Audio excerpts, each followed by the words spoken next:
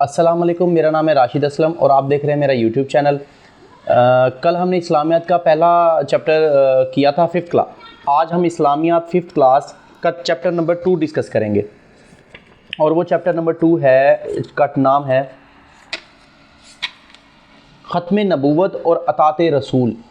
जो मेरे पास बुक है उसमें पेज नंबर 16 है और आप लोगों के पास जो भी बुक होगी उसका आप ये वाला चैप्टर आप निकाल लें, ख़त्म नबूवत और अतात रसूल। आज हम डिस्कस करेंगे कि ख़त्म नबूवत क्या है और अतात रसूल क्या है। चलें जी, शुरू करते हैं। बिस्मिल्लाहिर्रहमानिर्रहीम। अल्लाह ताला ने इंसानों की हिदायत के लिए बहुत से नबी और रसूल भेजे। जी बिल्कुल, हमें पता है अल्लाह तबारक व तआला ने इंसानों की हिदायत के लिए हर दौर में तकरीबन 1,24,000 नबी भेजे। सब अम्बिया इकराम अलैहिस्सलाम ने लोगों को अल्लाह ताला की वहदानियत का दर्स दिया।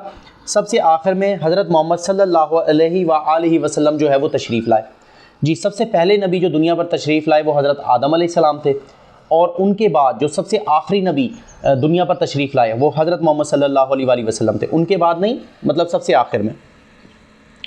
आप वसल्लम के बाद क़यामत तक कोई नबी या रसूल नहीं आएगा। जी बिल्कुल, हमारा ये ईमान का हिस्सा है कि हम इस बात पर बिल्कुल यकीन रखें कि अल्लाह तबारक व तआला ने दुनिया में जितने भी नबी भेजे उनमें सबसे आखिरी नबी जो थे वो हज़रत मोहम्मद सल्लल्लाहु अलैहि वसल्लम है और उनके बाद अब दुनिया में रहती दुनिया तक कोई भी नबी नहीं आएगा।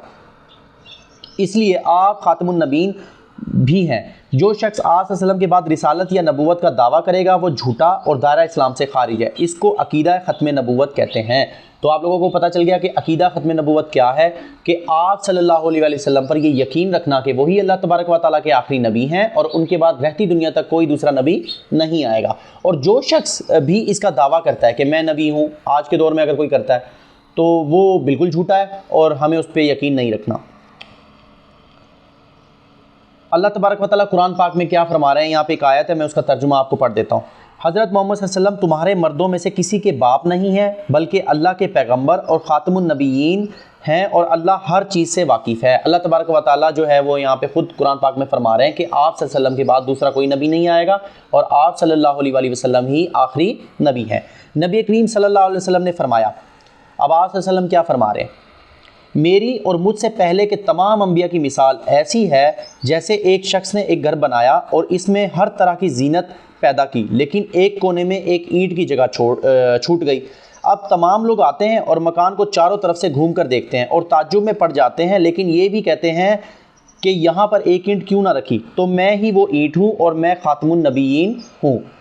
आप सल्लल्लाहु अलैहि वसल्लम ये फरमा रहे हैं कि मिसाल दे रहे हैं कि सपोज़ करें किसी ने एक मकान बनाया और बहुत ज़बरदस्त मकान बनाया, उसको हर तरह तरीके से सजा दिया, जब लोगों को बुलाया लेकिन एक जगह से एक ईंट जो है वो मिस हो गई। अब आपको पता है अगर कोई भी काम इंसान अच्छे तरीके से करता है और उसमें छोटी सी भी कमी बेशी रह जाए तो वो काम फिर अच्छा नहीं होता, तो आप अच्छा लगता ही नहीं है।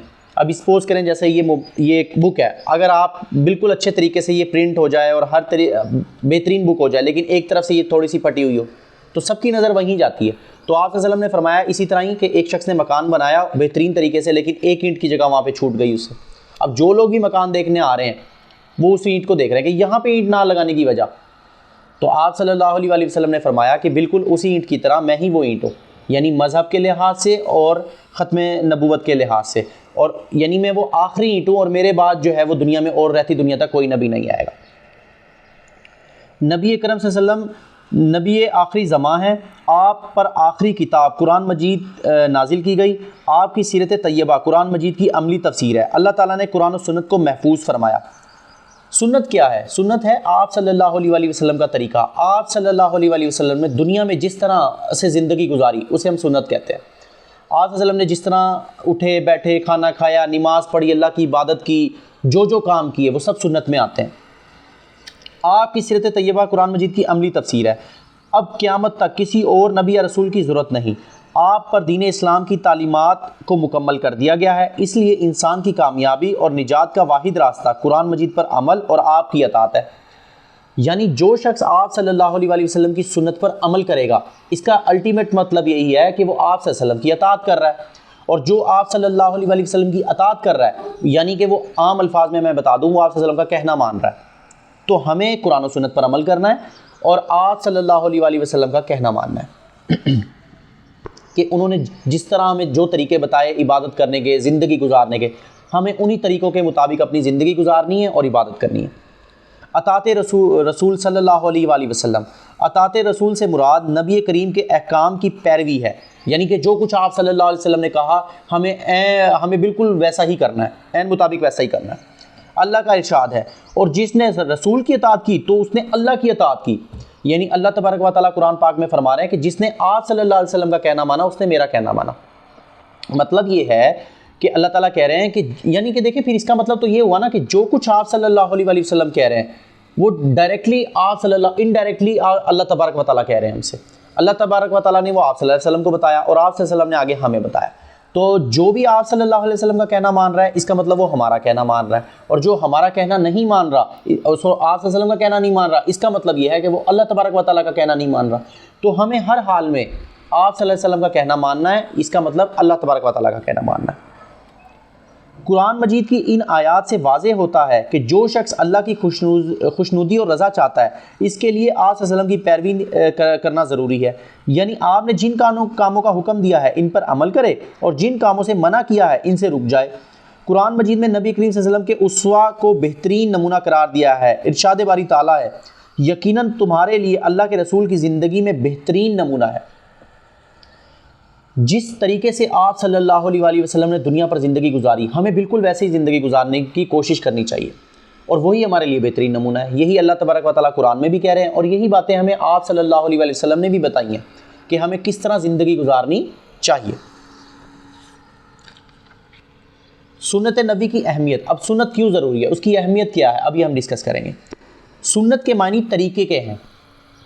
जैसे मैंने अभी आपको पहले बताया था कि सुन्नत के मायने तरीके के होते हैं, मतलब जिस तरीके से आप सल्लल्लाहु अलैहि वसल्लम ने कोई भी काम किया और अगर हम उस तरीके को अपनाते हैं तो वो सुन्नत है। सुन्नत नबी से मुराद नबी अकरम सल्लल्लाहु अलैहि वसल्लम का ज़िंदगी गुजारने का तरीका है। आपने अपनी ज़िंदगी में खाने पीने, उठने बैठने, गुफ्तगू करने, लेन देन और इबादत में जो तरीका इख्तियार किया है वो सुन्नत में शामिल है। दीन में सुन्नत की बुनियादी हैसियत है और ये इस्लामी शरीयत का अहम माखज़ है। सुन्नत को जाने बगैर कुरान मजीद की तालीमात पर अमल करना मुमकिन नहीं है, यानी हमारे लिए कुरान पाक और सुन्नत दोनों ज़रूरी हैं।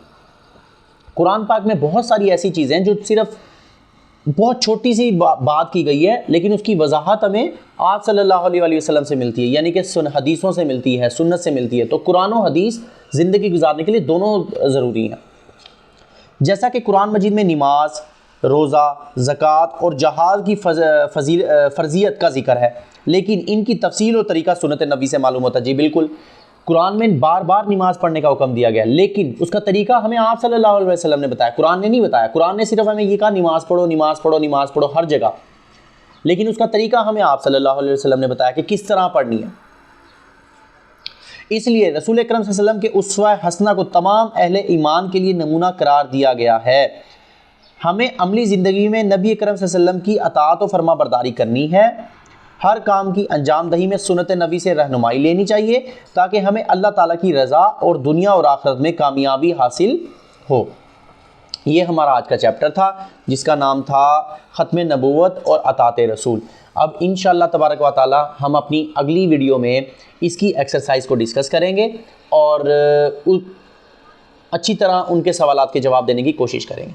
अपना ख्याल रखिएगा, और जिन बच्चों ने मेरा YouTube चैनल को सब्सक्राइब नहीं किया है वो बच्चे मेरे YouTube चैनल को सब्सक्राइब कर लें, और मेरी ये वाली वीडियोस जितनी भी वीडियोस इस चैनल पर आ रही हैं आप इस वीडियो को अपने साथ साथ बाकी अपने दोस्तों के साथ भी ज़रूर शेयर करें ताकि वो भी अच्छी तरह से सीखें और पढ़ें। शुक्रिया, अल्लाह हाफ़िज़।